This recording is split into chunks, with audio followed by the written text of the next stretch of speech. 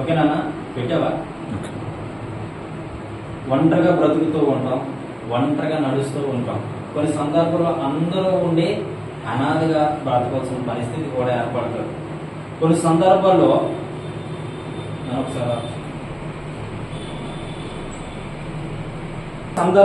మనం ఏం చేస్తూ ఉంటాం? ఒంటరిగా గడుపుతూ ఉంటాం. కానీ ఒంటరిగా గడపడం మంచిదా చెడ్డదా? మంచిదా చెడ్డదా? ఒంటరిగా గడిపిన వాళ్ళకి మంచి ఏంటి ఉంటుందంటే, నాకు తెలిసి ఒంటరిగా దేవుడితో గడిపితే అది మంచి, ఒంటరిగా దేవుడితో గోజాడితే అది మంచి, ఒంటరిగా దేవునితో ఏకోవిస్తే అది మంచి. మరి చెడు ఏంటంటే నువ్వు ఒంటరిగా ఉండడమే చెడుకి దారితీస్తుంది. ఆమె చెప్పండి. నరుడు ఒంటరిగా ఉండటం మంచిది కాదని చెప్పి సాటైన సహాయాన్ని దేవుడు ఏర్పాటు చేశాడు, భూలోకాన్ని నింపాడు. అంటే ఆదాము ప్రకటనలోంచి అవ్వను తీశాడు. ఏం చేశాడు? స్త్రీనిగా నిర్మించి, స్త్రీనిగాను పురుషునిగాను నియమించి అక్కడ నుంచి ఈ వంశవళి అంతా వచ్చింది. అంటే అక్కడ మన సందర్భం ఏంటంటే, నరుడు ఒంటరిగా ఉండటం మంచిది కాదని స్త్రీని ఎక్కడ నుంచి తీసాడు? పురుషుడి పక్కటెముకలో నుంచి తీసి నరుడి ఆ స్త్రీని తయారు చేశాడు. ఆమె చెప్పండి హల్లెలూయా అని బైబిల్ చెబుతుంది. అవునా కదా? అయితే ఈ ఒంటరిగా ఉన్నప్పుడు ఏ జాగ్రత్తలు మనం తీసుకోవాలి అనేటువంటి వాక్యాన్ని ఈ దినం మీతో చెప్పబోతూ ఉన్నా. హల్లెలూయా చెప్పండి. హల్లెలూయా హల్లెలూయా. ఒంటరిగా ఉన్నప్పుడు బైబిల్లో చాలా మంది ఒంటరిగా ఉన్నప్పుడు పాపంలో పడిపోయారు, ఒంటరిగా ఉన్నప్పుడు పాపంలో దిగజారిపోయారు, ఒంటరిగా ఉన్నప్పుడు పాపంలో నలిగిపోయారు, ఒంటరిగా ఉన్నప్పుడు పాపంలో చాలా డెప్త్కి వెళ్ళిపోయారు. అయితే ఈ రోజు ఒంటరిగా ఉంటే నీ పరిస్థితి ఏంటి అనేటువంటి విషయాన్ని దేవుడు వాక్యం ద్వారా మాట్లాడబోతూ ఉన్నాడు. హల్లెలూయా. ఆదికాండము 3వ అధ్యాయము 1వ వచనం ఫస్ట్ చదవండి. ఆదికాండము 3వ అధ్యాయము 1వ వచనము. దేవుడైన యెహోవా చేసిన సమస్త భూజంతువులలో సర్పము యుక్తిగా అదే ఉండదు. అది ఆ స్త్రీతో, ఇది నిజమా? ఈ తోట చెట్లలో దేని ఫలములనైనను మీరు తినకూడదని దేవుడు చెప్పినా అని అడిగాను. అందుకు స్త్రీ, ఈ తోట చెట్ల ఫలములను మేము తినవచ్చును. అయితే తోట మధ్యన ఉన్న చెట్ల ఫలములను గురించి దేవుడు మీరు చావకుండానట్లు వాటిని తినకూడదని వాటిని ముట్టకూడదని చెప్పినని సర్పముతో నేను. అందుకు సర్పము మీరు చావనే చావరు. ఎలాగనగా మీరు వాటిని తిని తిరుగున మీ కన్నులు తెరవబడినని, మీరు మంచి చెడులను ఎరిగిన వారే దేవతల వలె ఉందని దేవునికి తెలియనని స్త్రీలో చెప్పగా, స్త్రీ ఆ వృక్షము ఆహారములకు మంచిది, కన్నులకు అందమైనది, వివేకమిచ్చు రమ్యమైనది చూసినప్పుడు ఆమె దాని ఫలములలో కొన్ని తీసుకొని తిని తనతో పాటు తన భర్తకు ఇచ్చాను. చాలు చూడండి. ఈ ఆదాము అవ్వని ఒక ఏదైనా తోట ఇచ్చి ఆ తోటలోని ఏం చేశాడంటే దేవుడు వారిని అధికారులుగా నియమించాడు. ఒక అధికారాన్ని వారికి ఇచ్చి ఆ తోటని ఏలుడి లేదా వాటి ఫలాలు మీరు తిని హ్యాపీగా ఉండండి అని దేవుడు స్పష్టంగా తేటగా చెప్పాడు. కానీ అన్నీ తినండి, అవునా? అన్నీ తినండి, కానీ తోట మధ్యలో ఉన్న ఒక పండు ఉంది, అది తినకూడదు అని చెప్పాడు. చెప్పినప్పుడు అప్పుడు వీళ్ళు ఏమన్నారంటే, సరేనయ్యా మేము తినము. తింటే ఏమవుతారట? నిత్యము ఆ దినాన్ని మీరు మరణిస్తారు, చచ్చిపోతారు. ఎవరంటే మనుషులు చచ్చిపోవడం కాదు, ఆత్మలో చస్తారు. నువ్వు ఏ దినమైతే పండు తింటావో ఆ పండు తిన్నప్పుడు నువ్వు నిజంగా చనిపోతావు. కొంతమంది చూడండి చనిపోయారని కళ్ళు వస్తాయి.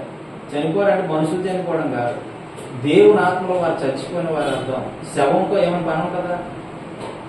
స్పర్శ ఏముంటుంది శవానికి? ఉండదు. కొంతమంది దర్శనాలు వస్తుంటాయి, మా భర్త చచ్చిపోయినట్టు కళ వచ్చిందండి అంటారు. అంటే ఏంటి? దేవుని ఆత్మ అప్పుడు దాకా తనతో ఉంది, కానీ ఆత్మ విషయం ఆయన ఏమైపోయాడు? చనిపోయాడు. హల్లెలూయా. అర్థమవుతుంది కదా మీకు? అయితే ఈ విషయానికి వచ్చేసరికి మీరు ఆ పండు తింటే ఖచ్చితంగా చనిపోతారు అని చెప్పాడు. దీనికి వీళ్ళు ఏం చేశారు? తల ఊపారు. తల ఊపితే ఈ అవ్వ ఒంటరిగా ఉన్నప్పుడు ఆదాము లేని టైంలో వచ్చి అంటా ఉంది, మీ దేవుడు ఈ తోట పండ్లన్నీ తినమన్నాడు కదా, ఈ పండు ఎందుకు తినొద్దన్నాడు, ఈ పండు ఎందుకు తినొద్దన్నాడు అని దాన్ని సూచిస్తూ చెప్తున్న మాట ఏంటంటే, ఈ పండు తింటే మీ కళ్ళు తెరవబడతాయి అని చెప్పండి. ఆయన ఏమంటున్నాడు సాతాను గారు, మీ కళ్ళు తెరవబడతాయి, లేదా మంచి లక్షణాలు వస్తాయి, మీరు మంచోళ్ళు అయిపోతారు. అవునా అంటున్నాడా? అక్కడ చూడనా, మీరు వాటిని తినమునా మీ కన్నులు తెరవబడునని మీరు మంచి చెడ్డలను ఎరిగిన వారై దేవతల వలె ఉండునని. చూసావా ఏమంటున్నాడు? ఎంత మోసపుచ్చుతున్నాడో, ఒంటరిగా ఉన్న అవ్వని ఎంత మోసపుచ్చుతున్నాడో మనం తెలుసుకోవచ్చు. మీరు దేవదూతల వలె మారిపోతారంటున్నాడు. సాతాను గారు సూచనలు ఇస్తాడు చాలా మందికి.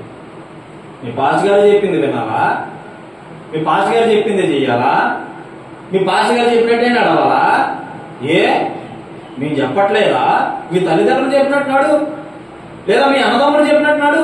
కొంతమందికి అంటాడు భార్యతో చెప్తాడు, నీ భార్య చెప్పినట్టు విను, నీ భర్త చెప్పినట్టు విను అని వారిలో దూరి వీరిని ఏం చేస్తాడో తెలుసా, స్పిరిట్ లో ఉన్న వీరిని తప్పించడానికి ప్రయత్నం చేస్తూ ఉంటాడు. గుర్తు పెట్టుకోవాలి, గమనించాలి. ఏమంటాడు? సైడ్ అయిపో. ఎందుకు? నీ లైఫ్ పాడైపోవడమే అది కావాలి.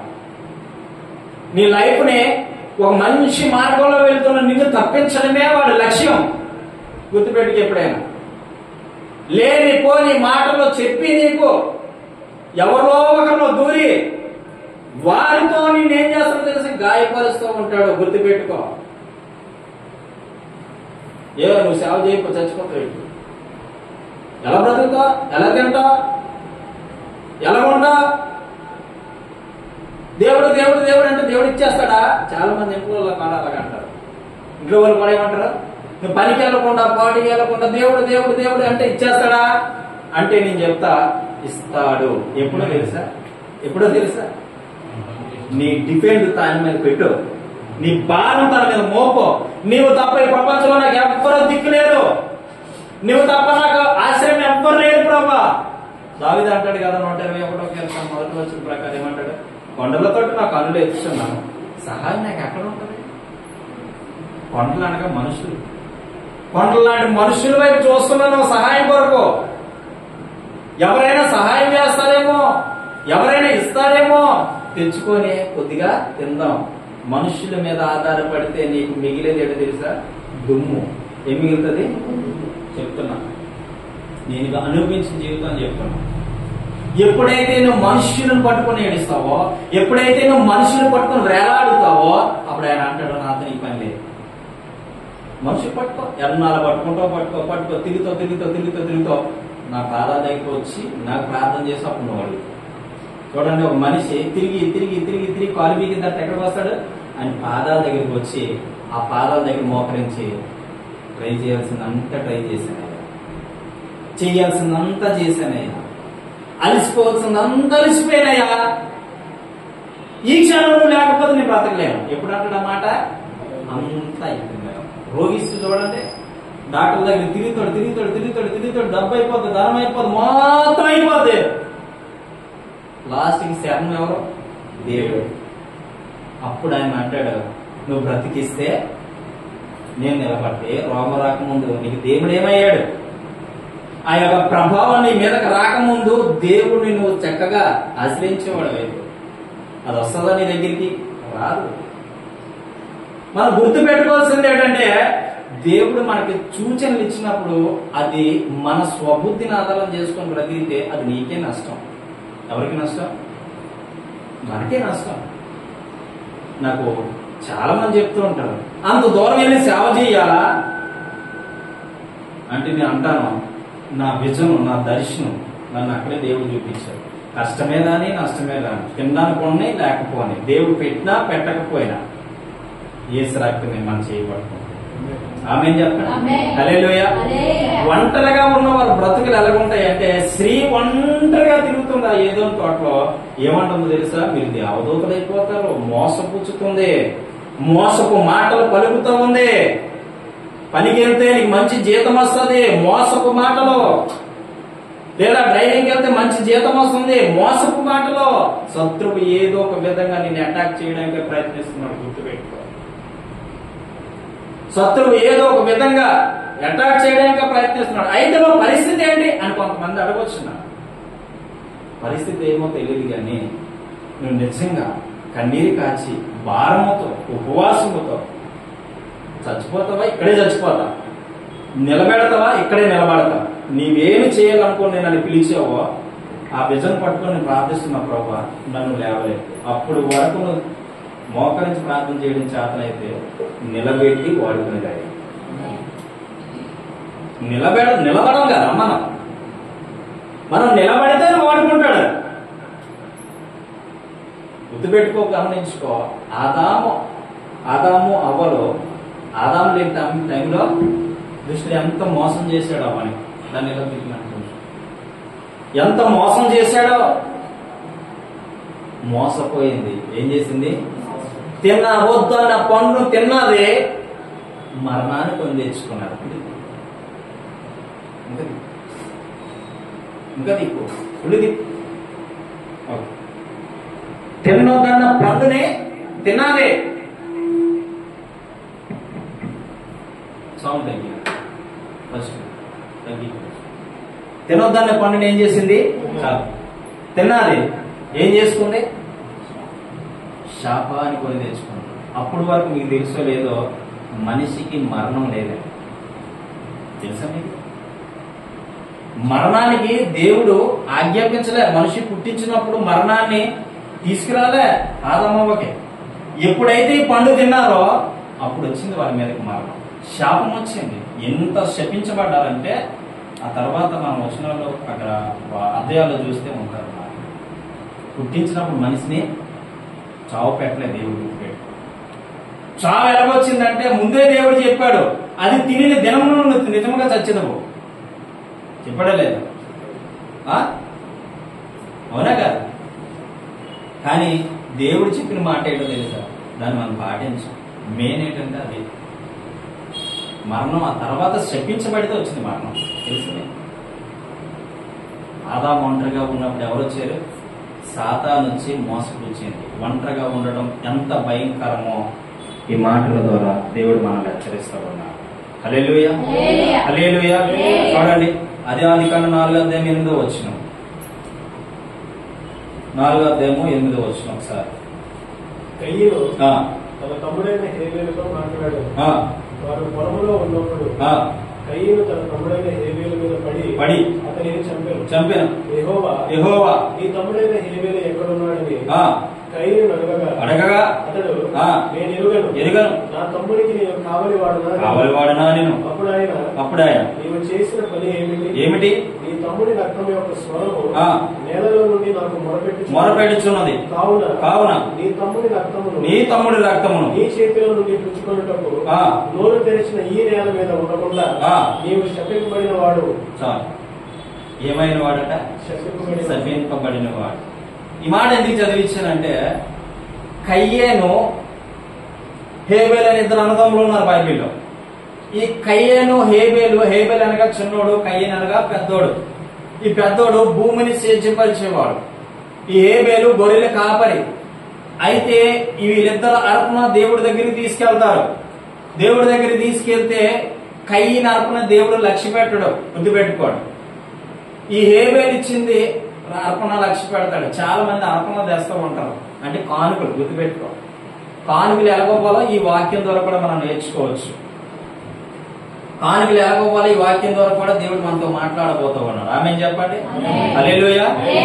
అయితే ఈ కయ్యేను భూమిని సేద్యపరుచుకొని దానిలో ఎంత ఇవ్వాలో అంత ఇవ్వలే దేవుడికి. సగం దాచుకొని సగం ఇచ్చాడు. ఏం చేశాడు? సగం దాచుకొని సగం ఇచ్చాడు. ఈ హేబేలు అయితే ఏ గొర్రెలోంచి మొదటి పిల్ల పుడతదని చూసి ఆ గొర్రెలో మొదటి పిల్లని తీసుకొచ్చి దేవునికి అర్పించాడు. హల్లెలూయా. అంటే ఈ మొదటి వ్యక్తి ఇచ్చిన దానికంటే ఈ రెండో వ్యక్తి ఇచ్చిన అర్పణనే దేవుడు లక్ష్య పెట్టాడు. కొన్నిసార్లు అర్పణేస్తాం, నీకెంతైతే వస్తుందో అందులో 10వ భాగం నువ్వు దేవుడికి ఇచ్చేయాల్సిందే. కాస్త కొంతమంది ఏం చేస్తారంటే కాస్త దాచుకొని కాస్త ఇస్తారు. అది దేవుడికి లక్ష్య పెట్టడు, అంటే తీసుకోడు.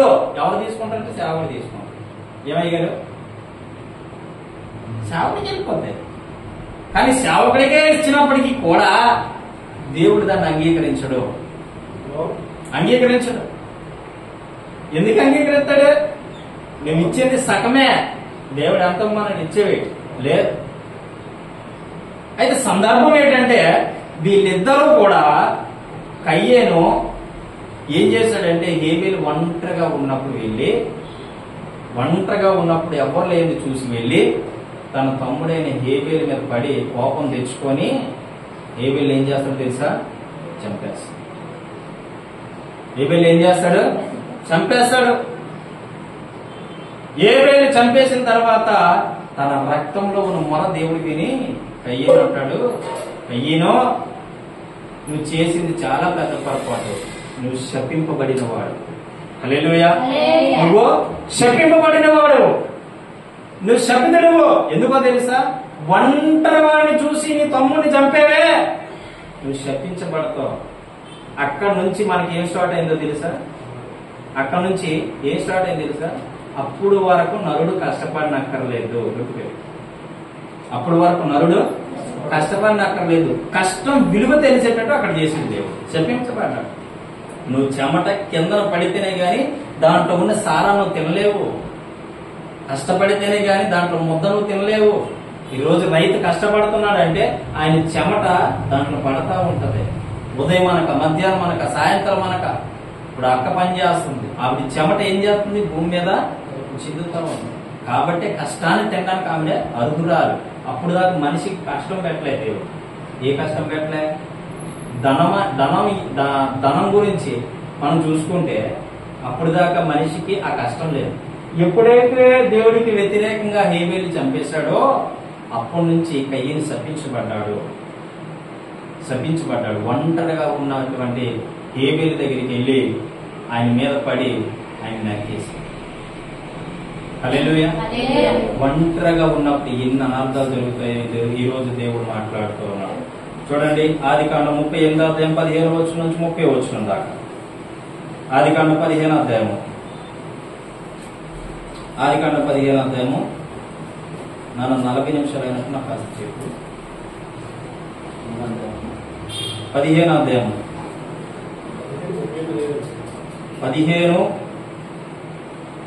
38 15 నుంచి 30 వరకు. యూదా ఆమెను చూచి ఆమె తన ముఖము కప్పుకొని నందున వేసి అనుకుని ఆ మార్గమున ఆమె దగ్గరకు పోయి ఆమె తన కోడలని తెలియక నీతో పోయిన రమ్మని చెప్పాను. అందుకామె నీవు నాతో వచ్చే ఎడల నాకేమి ఇచ్చేదని అడిగాను. అందుకతడు నేను మందలో నుండి మేకపిల్లను పంపేదని చెప్పినప్పుడు ఆమె అది పంపు వరకు ఏమైనా కుదువ పెట్టిన ఎడలా సరే అని చెప్పాను. అతడు నేను నీ వద్ద ఏమి కుదువ పెట్టావని అడిగినప్పుడు ఆమె నీ ముద్రకి దాని దారమున నీ చేతి కర్రయుందని చెప్పాను. అతడు వాటిని ఆమెకి ఇచ్చి ఆమెతో పోయాను. ఆమె అతని వల్ల గర్భవతి అయ్యాను. చూడండి, ఇక్కడ యోధాకి కుమారులు ఉన్నారు. కుమారుడు ఒకరు చనిపోయారు. పాపం యోధాకి కుమారులు ఉన్నారు. ఈ కుమారులు ఒకరు చనిపోయారు. చనిపోయిన తర్వాత ఆవిడ ఏమైపోయిందంటే వాళ్ళ సొంత ఊరు అనేటువంటి ఊరికి వెళ్ళిపోయిన తర్వాత యోధ భార్య కూడా చనిపోయింది. అయితే చనిపోయిన తర్వాత ఏం జరిగింది అంటే యోధ ఆనాడు ఆ రోజుల్లో యోధ ఒక గృహాన్ని ఎత్తుక్కొని ఒక దగ్గరికి వెళ్తాడు. వెళ్ళినప్పుడు ఆ గృహంలో ఎవరు ఉంటారో తెలుసా? ఈ స్త్రీ ఉంటది. ఎవరంటే తన కోడలే. ఎవరుంటారో? తన కోడలే. ఒంటరిగా ఉన్న గృహం దగ్గరికి వెళ్తాడు. ఆ గృహంలో తన కోడలు ఉంటాడు. తెలియక పాపం చేస్తాడు. పాపం చేసిన తర్వాత నేను ఇక్కడికి వచ్చినట్టు తెలియడానికి కొన్ని ఆనవాళ్ళను విడిచిపెట్టాలని చెప్పేసి అక్కడ మాట్లాడితే ఆ ఆనవాళ్ళు ఏంటంటే దారమయో చూడన్నా అక్కడ దారమును చేతి కర్రను అక్కడ విడిచిపెట్టి వెళ్ళాలేవో అని చెప్పగానే ఆయన ఏం చేస్తాడంటే ఆయన చేతి కర్రను ఆ దారము విడిచిపెట్టి వెళ్ళిపోతాడు. ఆమె ప్రెగ్నెన్సీ అవుతాడు. అయిన తర్వాత ఆ ప్రెగ్నెన్సీ అయిన సమయంలో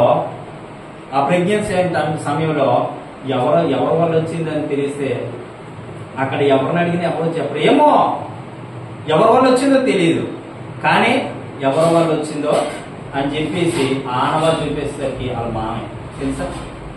అంటే ఒంటరిగా ఉన్నప్పుడు ఇటు పాపంలో పడిపోతామో ఈ వాక్యం ద్వారా మనం తెలుసుకోవచ్చు.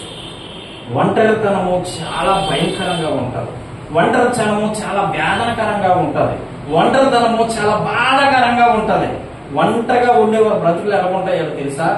ఒంటరిగా ఉండే బ్రతుకులు ఎలా ఉంటాయంటే ఎందుకు ఈ జీవితము, ఎందుకు ఈ బ్రతుకు, ఇంకా వేస్ట్ అనుకునే సందర్భం లేకపోలేదు. మొన్న ఒక ఆవిడ చెప్తూ ఉంది, మొన్న ఒక ఆవిడ వాళ్ళ ఫ్యాన్ పాడైంది పాపం. కోట్లాది రూపాయల ఆస్తి సంపాదించారు. కోట్లాది రూపాయల ఆస్తి సంపాదించిన ఆవిడ ఏం చెప్తుందో తెలుసా. బాబు, ఈ రోజు నువ్వు వచ్చావు, నేను బ్రతుకున్నాను, కానీ కొన్ని రోజుల క్రితము ఒక సరస్సు దగ్గరికి వెళ్ళాను. ఆ సరస్సు మీద గట్టు మీద నిలబడి ఏడుస్తూ ఇంకా నేను చనిపోదాం దుమ్ముకేద్దామని టైంలో ఒక ఆయన వచ్చాట.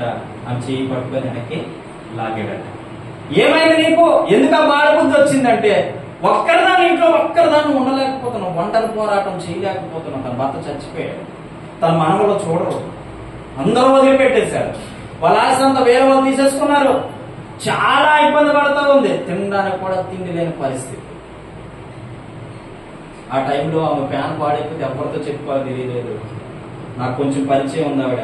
ఆ ఫ్యాన్ నేను బాగు చేయించి ఇచ్చాను. హల్లెలూయా. ఆ ఫ్యాన్ బాగు చేయించి అన్ని రోజులు ఆవిడ. ఎవరైతే మనకేముందండి, దేవుడి ప్రేమను చూపిస్తూ ఉన్నాం. ఎవరైతే మనకేముంది, ఎవరు మనకి తెచ్చిచ్చేది ఏమీ లేదు, కానీ దేవుని ప్రేమ ఇలా ఉంటుందని వాళ్ళు చూపించాలి. ఆమేన్ చెప్పండి. హల్లెలూయా. ఆ ప్రేమను చూపించాను. ఫ్యాన్ తిరుగుతుంది, హ్యాపీగా ఉండు, శుభ్రంగా తిను, నీకు 4,000 5,000 ఫ్యాక్షన్ వస్తుంది, శుభ్రంగా ఉండమ్మా అని చెప్పాను.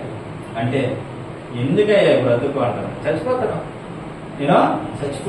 ఒంటరిగా ఉన్న వారి పరిస్థితులు మరణానికి దారి తీస్తాయి. చాలా మంది ఒంటరిగా ఉన్న పరిస్థితుల్లో కాలం మనం కృంగిపోతున్నట్లయితే, బాధ చెందినట్లయితే, వ్యాధ చెందినట్లయితే ఈ వాక్యం ద్వారా దేవుని బలపరచబోతున్నాడు.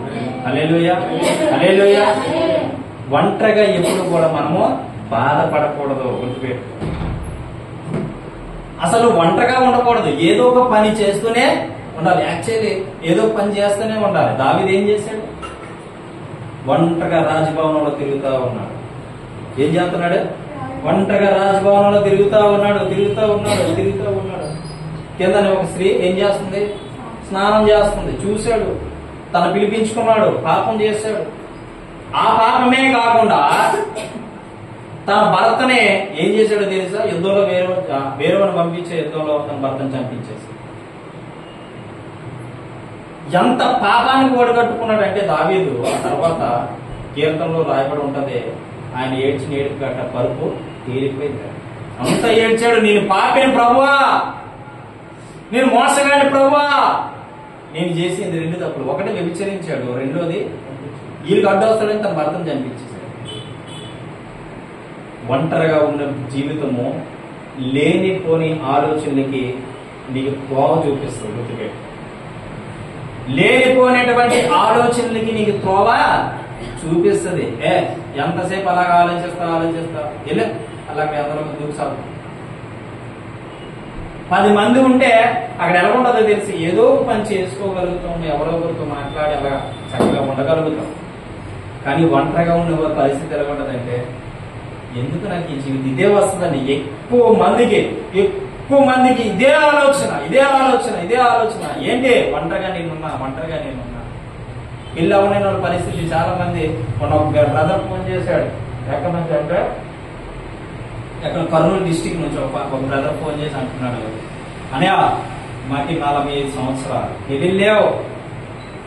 45 సంవత్సరాలు, నాకు 45 సంవత్సరాలు, మా తమ్ముడికి 35 సంవత్సరాలు, మా అక్కడికి 37 సంవత్సరాలు. ఎవ్వరికి పెళ్లి అవ్వలేదు. 5 ఉన్నారట సంతానం. వాళ్ళ అమ్మ చనిపోయింది పాపం. చనిపోతే ఆ వ్యక్తి అంటున్నాడు నాతో, అడియా పెళ్లిళ్ళు అయితే ప్రార్థన చేయండి అంటే చేస్తాను కానీ ఇంకేం జరుగుతుంది నీ ఇంట్లో అని అడిగాను. అంటే అంటున్నారు ఏమనంటున్నారంటే మా డాడీకి ఏదో తెలియలేని ఒక లోపం కనబడుతుంది బయటికి. మా యొక్క అక్కకి ఏ భాషగా ప్రార్థన చేసినా దెబ్బలు పడిపోతుంది. ఏమైందంటే అంటుంది అంటుంది చెప్తుంటే నేను అన్నాను, సరే నాన్న మీరు రాగలుగుతారా విశాఖపట్నం అని అడిగాను. సంపూర్ణ విడుదల ఇచ్చి దేవుడిని మీకు పంపిస్తాడు, వచ్చేస్తావా అంటే అంత దూరం రాలేమని అన్నాడు. సరే నేను ప్రార్థన చేస్తాను, చేసి ఏం చేయాలో చెప్తాను ఆ విధంగా చేయండి, లేకపోతే నేను ఏం చేయలేనని చెప్పాను. సరే వాళ్ళు సరే అన్నారు. అప్పుడే ప్రార్థన చేశాను. ప్రార్థన చేస్తే దాదాపు 95 100 కేజీలు ఉంటుందట.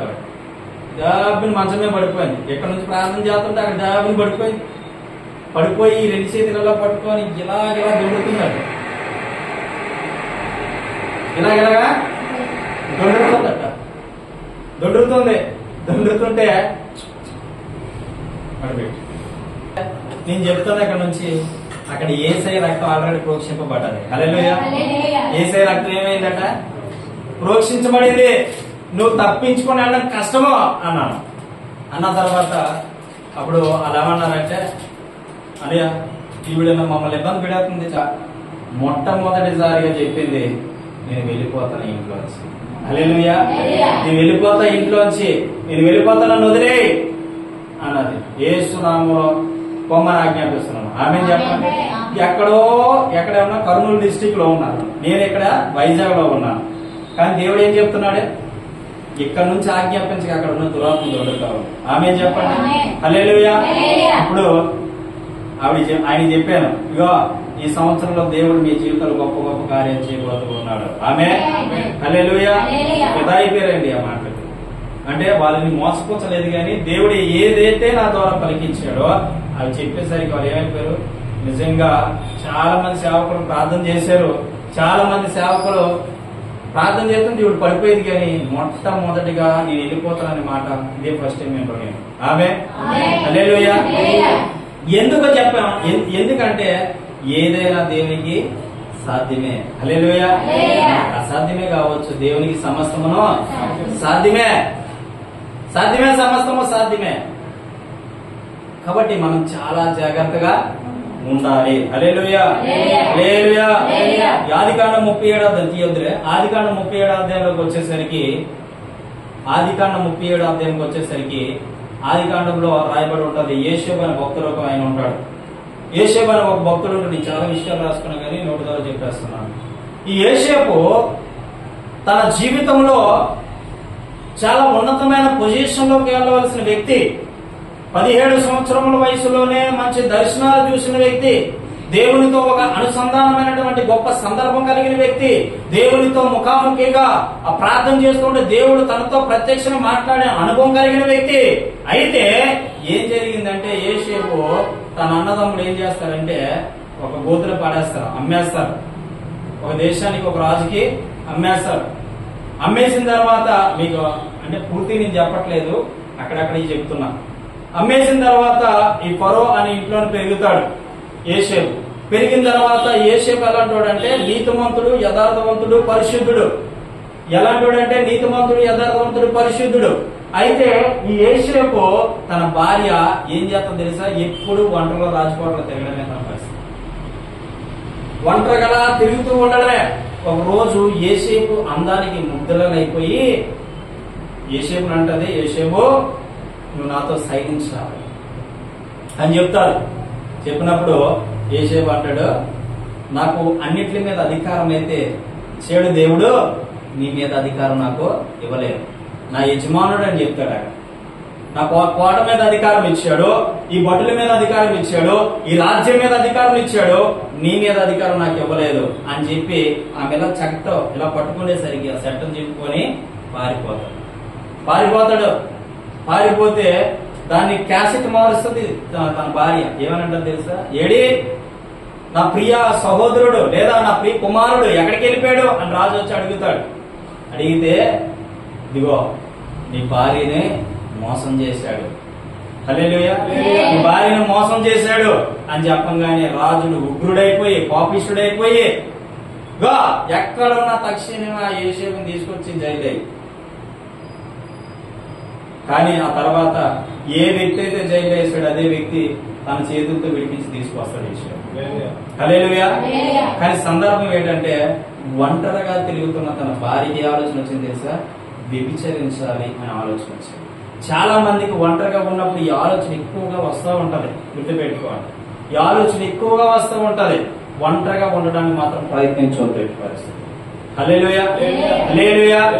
ఈ ఆదికాండం 37 అధ్యాయాలు మనం చదివితే చాలా స్పష్టమైన మాటలు ఉంటాయి. కానీ పాపాన్ని చూసి పారిపోయాడు యేసేపు. ఈ రోజు నీవు నేను అనుకుంటలేదు తెలుసా? ఎవరైనా మనం అలాగా ప్రేమిస్తే దగ్గర తీసుకుంటే పాపాన్ని చూసి మనం పారిపోవాలి. ఆమేన్, హల్లెలూయా. అలా ఉంటే నువ్వు దండుడివే.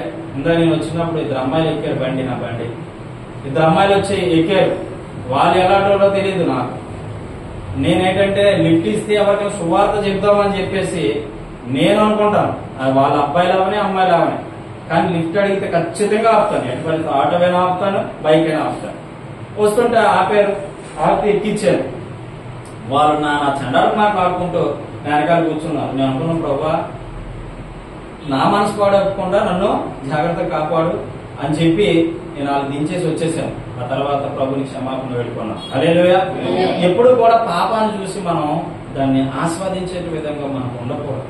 ఎప్పుడు కూడా దాన్ని విజృంభించే వ్యక్తిగా నీకు ఉండాలి. అంటే దాని మీద నీకు ఇంట్రెస్ట్ లేదు అనేటట్టు ఉండాలి. అప్పుడు దేవుడు నేను వాడుకుంటాడు. ఆమేన్ చెప్పు. హల్లెలూయా. ప్రతిది పాపమే. చాలా పాపాలు ఉన్నాయి. 70,000 రకాల పాపాలు ఉన్నాయి భూమి మీద. 70,000 రకాల పాపాలు ఉన్నాయి. ఏదో ఒక పాపాన్ని నువ్వు పడిపోతూ ఉన్నావు, లేస్తూ ఉన్నావు, దేవుడి దగ్గర కనికరించమని అడుగుతున్నావు, కన్నీరు కాలుస్తున్నావు. తర్వాత మామూలే బ్రతుకన్నా. తర్వాత ఏమైపోతుంది? మామూలు అయిపోతుంది జీవితం అంతా. అలా ఉంటే ఏదో ఒక రోజు ఏ పరిస్థితి వస్తుందో తెలుసా? మంచం మీద ఉండవలసిన పరిస్థితి వస్తుంది. ఆ రోజు నిన్ను తప్పించే నాదుడు ఎప్పుడు ఉండడు. నిన్ను తప్పించే నాదుడు ఎవడో ఉండడు.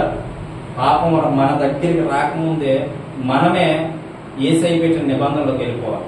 ఆమేన్, హల్లెలూయా, హల్లెలూయా, హల్లెలూయా. అలాగే మనం న్యాయాధిపతుల గ్రంథంలోకి వెళ్తే అక్కడ కూడా ఈ యొక్క సంసోను అనేటువంటి ఒక మంచి యవనస్తుడు ఉంటాడు. యవన వయసులో మంచిగా బలవంతుడు, చక్కనటువంటి వాడు, అందగాడే. కానీ దెలీలా అనే స్త్రీని వ్యామోహించి ఆయన ఒంటరిగా ఉన్నప్పుడల్లా ఏం చేస్తూ ఉంటది? ఆ దెలీలా వచ్చి తన సున్నం పోస్తూ ఉంటది. మన భాషలో చెప్పాలంటే అదో ఏమవుతుంది? ఆ దెలీలా వచ్చి నీ బలం ఎక్కడుందో చెప్పు, నీ బలం ఎక్కడుందో చెప్పు అంటారు కదా. లోకంలో సింహం లాంటి మగోడు కూడా స్త్రీ దగ్గరికి వచ్చేసరికి పిల్లి అయ్యారు, పిల్లి. కానీ బయట చూస్తే డచ్చేది ఎలాగుంటా తెలుసా? సింహం. ఈ సంసోను కూడా అంతే. సంసోను కూడా అంతే. ఏమంటాడు తెలుసా? ఆయన బలవంతుడు లేడు. 300 నక్కలు ఒకేసారి పట్టుకుని ఏం చేశాడు? వాళ్ళకి అగ్గేసాడు. సింహాన్ని ఏం గిజ్జాలు పట్టుకొని చీల్చేశాడు. ఎంత బలవంతుడు అనుకుంటున్నావు? సింహాన్ని ఎవరైనా చేర్చగలరా? మరి అంత బలవంతుడు ఈ స్త్రీ ఇలా పామేసరికి ఏమైపోతుంది తెలుసా? బయటకు ఐసుకాడు తీర్థడికి ఎంత బయటకు ఐసుకాడు తీర్థడికి ఎంత కరిగిపోద్దో అలా కరిగిపోయాడు. కరిగిపోతే ఏమొచ్చిందో తెలుసా? మరణం వచ్చింది తన మీద. చెప్పాడు నా బలం దాంట్లో ఉంది. ఎన్నోసార్లు ఎన్నో సందర్భాల్లో కూడా దేవుడు పరీక్షించాడు. 3-4 అవకాశాలు ఇచ్చాడు సంసోనుకి. అయినా సరే ఆ స్త్రీ వ్యామోహంలో పడిపోయి ఏం చేశాడు? బలాన్ని కోల్పోయాడు. సర్వనాశనానికి లేదు. నువ్వు ఒంటరిగా ఉన్నప్పుడు జాగ్రత్తగా ఉండాలి సుమి. నీ ఇష్టం వచ్చినట్టు బ్రతకడానికి దేవుడు నిన్ను ఏర్పాటు చేసుకోవాలి. నీ ఇష్టం వచ్చినట్టు జీవించడానికి దేవుడు నిన్ను ఏర్పాటు చేసుకోలేదు. నీ ఇష్టం వచ్చినట్టు తిరగడానికి నీకు దేవుడు ఏర్పాటు చేసుకోలేదు. నీ ఇష్టం నా ఇష్టం అంటే దేవుడితో నీకు పని లేదు. అసలు దేవుడు అంటే నీకు ఎవరో తెలియదు. నా ఇష్టం అంటున్నారంటే నాశనానికి గురవుతారు. నిజం చెప్తున్నానండి. నా ఇష్టము అని ఎవరైతే అంటున్నారో, నా బ్రతుకు నా ఇష్టం అని ఎవరైతే అంటున్నారో వాళ్ళు ఒక రోజు పడిపోవాల్సిన దినం వస్తారు. నేనన్నా నా ఇష్టం, నా బలం ఉంది, నేను తిరుగుతా, నా ఇష్టం, ఎవరినన్నా ఆపగలడు అయ్యారు అనుకున్నామా లేదా? మీ వయసులో ఉన్నప్పుడు మీరు అనుకున్నారు, నేను ఎవరి వయసులో ఉన్నప్పుడు అనుకున్నాను, నా ఇష్టం. మా అమ్మ అనేది రే నాన్న తప్పుడు పనులు చేస్తున్నారా, తప్పుడు మార్గాల్లో వెళ్తున్నారా, తప్పుడుగా జీవిస్తున్నారా, తప్పుడుగా బ్రతుకుతున్నారా అంటే అమ్మా నా ఇష్టం, నాకు ఎవరు చెప్పడానికి, తల్లిదండ్రులు ఏమంటున్నారా ఎవరు చెప్పడానికి, అసలు నా దగ్గర మాట్లాడదు మీరు. తప్పుడుగా తిరిగాను, ఓ రోజు ఒంటరితనం వచ్చింది, చింతించ బాధపడ చనిపోదామని ఈ బ్రతుకుని దేవుడు ఆవెట్టాడు. హల్లెలూయా హల్లెలూయా. ఎందుకు చెప్పినమంటారా? ఒంటరిగా ఉన్నప్పుడు చెడు ఆలోచనలు ఎక్కువ వస్తాయి, మంచి ఆలోచన రావడం చాలా కష్టం. చెడు ఆలోచనలు ఎక్కువ వస్తాయి. ఒంటరిగా ఎప్పుడైనా చూడండి, గంటల కొద్దీ ఏం చేస్తాం, సెలవు చూస్తూనే ఉంటాం ఒంటరిగా ఉన్నప్పుడు. మనం ఒకసారి ఎక్కడికంటే బెంగళూరులో ఉన్నా నేను. బెంగళూరు వెళ్తే మనిషికి వచ్చి వెళ్ళండి, అక్కడ ఉన్న పాట ఎక్కడికి కనపడుతుంది, ఇక్కడ ఉన్న పాట అక్కడికి కనపడుతుంది. ఎవరో చేతిలో చూసినా సెల్లే. ఏం చేస్తున్నారు? టైం పాస్ చేస్తున్నారు. అందులో చూసి ఏంటి మంచిదా? ఎవడు ఏం చూస్తుందో తెలియదు. ఈరోజు సోషల్ మీడియా వచ్చి మొత్తం ప్రపంచాన్ని బాడీ చేసి పారేసింది. మంచి ఉండేది తక్కువ, చెడు ఉండేది చాలా ఎక్కువ ఇమిడిపోయింది. చెడు ఉండేది చాలా చెడు ఎక్కువైపోయింది. సోషల్ మీడియా వచ్చి పాడు చేసి పారేసింది మనుషులు ప్రతి ఒక్కరిని. కానీ నీ బుద్ధి ఏమైంది? సోషల్ మీడియా వస్తే నీ మనసు ఏమైంది? దేవుడు ఒక సంకల్పం చొప్పున నేను నిర్ణయించుకొని, ఒక సంకల్పం చొప్పున నేను ఒక దగ్గర పెట్టి నిన్ను మంచిగా బ్రతకాలని, మంచిగా జీవించాలని నేను ఏర్పాటు చేసుకుంటే, నువ్వు చెడిగా తిరిగితే ఆయన మాత్రం ఏం చేయగలుగుతాడు? చూస్తా ఉంటాడు అంతే. సువార్తలు జరుగుతున్న ఆటంకం కలుస్తున్నాడు, ఏం చేస్తున్నాడు? చూస్తూనే ఉంటాడు. కానీ ఏదో ఒక రోజు ఆయన దగ్గరికి వెళ్ళిపోతాం, ఆయన పాదాలు పట్టుకొని నీ శరణం వేడాలి, అప్పుడు వస్తుంది నీకు బుద్ధి. ఇప్పుడు మారుతుంది. పందికి ఎప్పుడు వస్తుంది బుద్ధి? చనిపోయే ముందు. అవునా? కర్ర 2 కాళ్ళు మయ్యాన్ని తోసి భుజాల మీద ఎత్తుకొని వెళ్తుంది, అప్పుడు చూస్తుంది పైకి. అప్పుడు దాకా చూడమన్నా చూడలేదు. పంది బుద్ధి కలిగి ఉండదు ఎవరు. ఆ స్వభావం అనుకోవద్దు. హల్లెలూయా హల్లెలూయా హల్లెలూయా హల్లెలూయా. కాబట్టి గమనించాలి, మనం గుర్తుపెట్టుకోవాలి, గమనించాలి. అలాగే చాలా విషయాలు రాసుకున్నాను. కానీ మనం ఏం చేయాలంటే ఒంటరిగా ఉండడానికి మనం ప్రయాసపడకూడదు. ఒంటరిగా ఉన్నావా? బైబిల్ చదువుకో. ఒంటరిగా ఉన్నావా? ప్రార్థన చేసుకో. ఒంటరిగా ఉన్నావా? దేవుడితో గడుపు. ఒంటరిగా ఉన్నావా?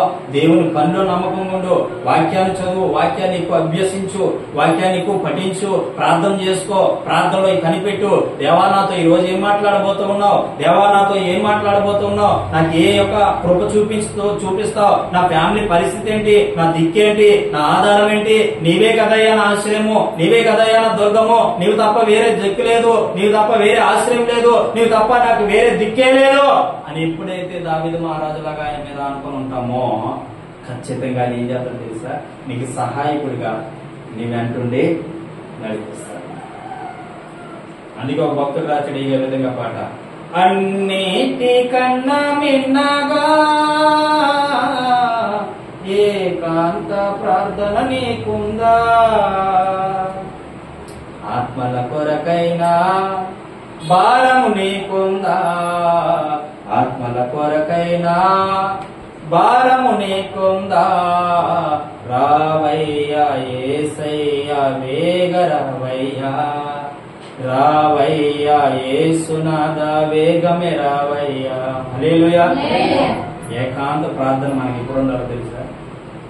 బైబిల్ ఏకాంతంగా ఉన్నప్పుడు వాళ్ళు ఆ పని అని ఈ పని అని పెట్టుకోకు. ఎక్కువ దేవుడితో గడిపే పని పెట్టుకో, నీ స్థితే మారిపోదు. ఆమె హల్లెలూయా. నీ పరిస్థితే మారిపోతే.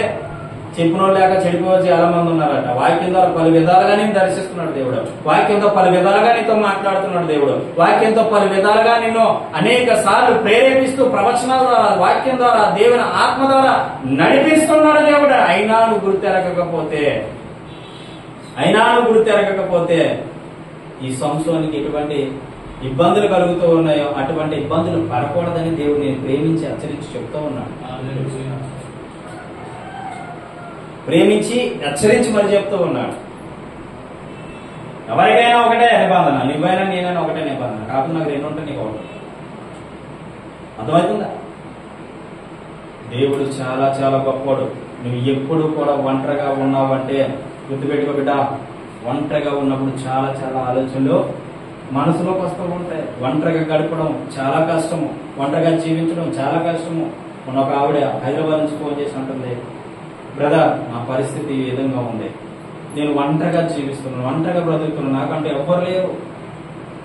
ఎవరు లేరు, నేనేమైపోతానో నాకు అర్థం కావట్లేదు అంటే ఆవిడ చెప్పాను, మోటివేషన్ ఇచ్చాను. చాలా 1 గంట వరకు ఆవిడకి వాక్యం చెప్పాను, వాక్యంలో ఉన్న సత్యాలు చెప్పాను.